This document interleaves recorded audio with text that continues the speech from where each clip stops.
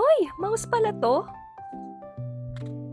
Hey Wanderers! Hanap mo ba yung touch mouse na may invisible scroll button? Hindi maingay gamitin, portable, lightweight, at pwede sa kahit anong device natin. Eto na yon.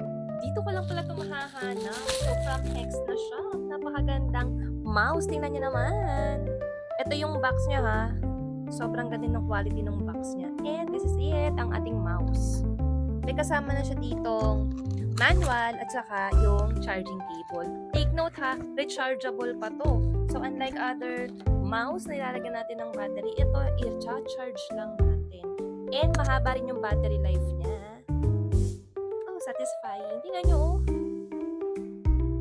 Oh, bakit ganito? Tingnan nyo oh, halos wala na kayong makitang part niya. So ito siya sa likod.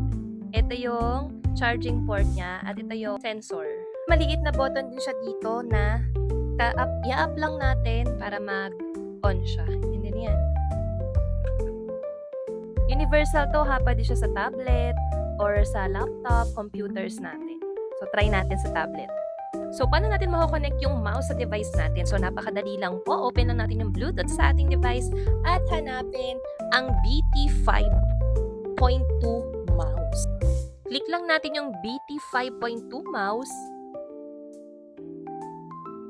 Lalabas na dyan, connected. So, pwede na natin siyang gamitin dito sa ating tablet. Super smooth lang niya ipang navigate dito sa ating tablet. Yan, makikita nyo naman dito sa ating cursor.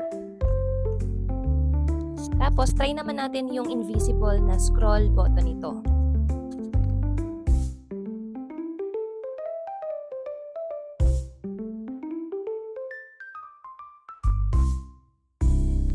O diba, sobrang smooth lang scroll up and down with the invisible button nga dito sa ating mouse.